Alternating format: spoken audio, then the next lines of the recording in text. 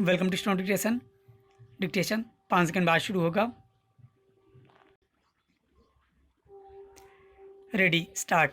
महोदय, जिस प्रकार कोई वृक्ष योजनाबद्ध काट छांट के द्वारा जीवन और उत्पादकता की दृष्टि से ताजगी प्राप्त करता है, उसी प्रकार सनातन धर्म के वृक्ष को अनेक महान विद्वानों ने क्रमशः संवारा और वह आज तक शक्तिवर्धक बना हुआ है।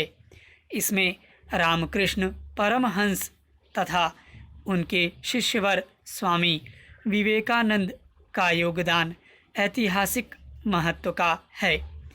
परमहंस जी ने साधनापूर्वक धर्म की जो अनुभूतियाँ प्राप्त की थीं, स्वामी विवेकानंद ने उनसे व्यवहारिक सिद्धांत स्थापित किया। स्वामी विवेकानंद ने सबसे बड़ा कार्य धर्म की पुनः स्थापना का किया। अभिनव भारत को जो कुछ कहना था वह सब विवेकानंद के मुख से भाषा एवं विचारों के रूप में प्रकट हुआ। विचारों की शाब्दिक अभिव्यक्ति ही दर्शन है। परिणाम स्वरूप स्वामी विवेकानंद ने दर्शन के आध्यात्मिक पक्ष को और अधिक सुदृढ़ करके प्रक्षेपित किया। विवेकानंद वह सेतु है जिस पर प्राचीन एवं आधुनिक भारतीय संस्कृति आलिंगन करती है। विवेकानंद वह समुद्र है जिसमें धर्म और राजनीति, राष्ट्रीयता और अंतर्राष्ट्रीयता तथा उपनिषद और विज्ञान सभी कुछ सम्मिलित हैं। ठाकुर रविंद्रनाथ ने कहा, यदि कोई आत्मा को समझना चाहता है तो उसे विवेकानंद को पढ़ना चाहिए। नई पीढ़ी के लोगों में उन्होंने भारत के प्रति भक्ति जगाई, उसके अतीत के प्रति गौरव एवं भविष्य के प्रति आस्था उत्पन्न की।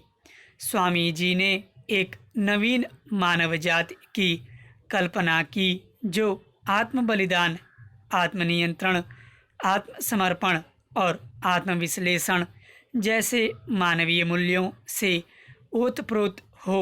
स्वामी जी राजनीति की अपेक्षा धर्म और संस्कृति का संदेश देते थे। धर्म और संस्कृति के द्वारा देशभक्ति एवं राजनैतिक मानसिकता स्वतः ही प्रफुल्लित हो उठती है। स्वामी जी का मत था कि भारत में सांस्कृतिक राष्ट्रीयता पहले विकसित हुई, तदुपरांत राजनैतिक विचारधारा का उदय हुआ। आदिकाल से ही भारतीय संस्कृति ने विश्व संस्कृति का नेतृत्व किया, परंतु आधुनिक भारतीय संस्कृति एवं राष्ट्रीयता का संरक्षक होने का श्रेय स्वामी विवेकानंद को ही जाता है। स्वामी जी ने ही भारतीय संस्कृति का पताका को संपूर्ण विश्व में फहराया। शिकागो के सर्वधर्म सम्मेलन में जाने के कई उद्देश्य उनके मस्तिष्क में स्थापित हुए थे। वे भारतवासियों के कई अंधविश्वासों को तोड़ना चाहते थे। वे भारतीय आध्यात्मिक विचारों और आदर्शों का प्रचार यूरोपीय देशों में करके संपूर्ण भूमंडल पर एक नवीन विचारधारा का सूत्रपात करना चाहते थे। स्वामी जी ने हिंदुत्व की वकालत करते हुए यह उल्लेख किया कि हिंदू धर्म किसी सिद्धांत अथवा नियम का नाम नहीं, अपितु हिंदुत्व में विश्वास रखने वाले सदैव अप्रत्यक्ष ज्ञान के लिए निरंतर चिंतनशील रहते हैं। स्वामी जी के विचार आध्यात्मिकता के साथ साथ वैज्ञानिक भी थे। स्वामी जी की व्यवहारिकता यह रही कि यूरोप तथा अमेरिका को उन्होंने संयम एवं त्याग का महत्व समझाया। जीवन की सफलता आध्यात्मिक उन्नति पर निर्भर करती है, इसलिए मनुष्य को चाहिए कि वह पवित्रता, भक्ति, विनयशीलता, निस्वार्थता और प्रेम का विकास करे।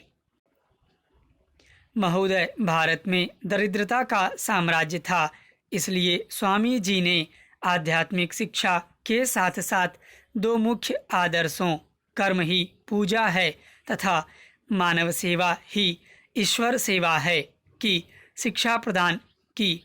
स्वामी जी ने विश्व भ्रमण करके देख लिया था कि नई मानवता कितनी उच्छाल एवं बलवती है।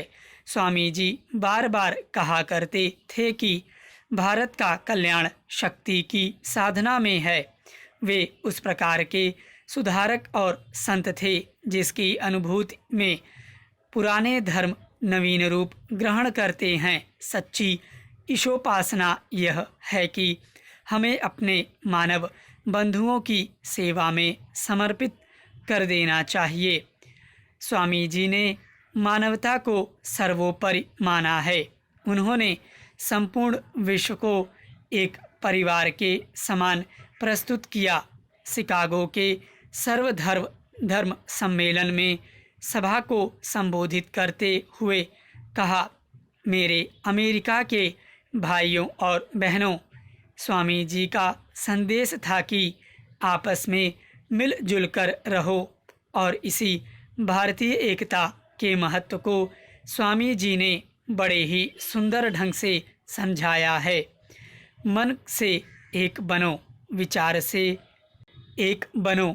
मन से एक होना समाज के अस्तित्व का सार है। जीवन का धर्म आदान प्रदान है। धर्म व्यक्ति और समाज दोनों के लिए उपयोगी है। स्वामी जी ने सब धर्मों को एक समान नीति का प्रवर्तक माना है। कोई धर्म छोटा अथवा बड़ा नहीं। दोष किसी धर्म में नहीं, अपितु धर्म के गलत विश्लेषण में है। स्वामी जी ने कहा कि हमें धर्म का आधार नहीं छोड़ना चाहिए। याद रखो, यदि तुम पाश्चात्य भौतिकवादी सभ्यता के चक्कर में पड़कर आध्यात्मिकता का आधार त्याग दोगे तो उसका परिणाम होगा कि 3 पीढ़ियों में तुम्हारा जातीय अस्तित्व मिट जाएगा, क्योंकि राष्ट्र का मेरुदंड टूट जाएगा। उनकी महान मानवीयता और सच्ची सार्वभौमिक भावना हमारे दरवाजे पर दस्तक दे रही है।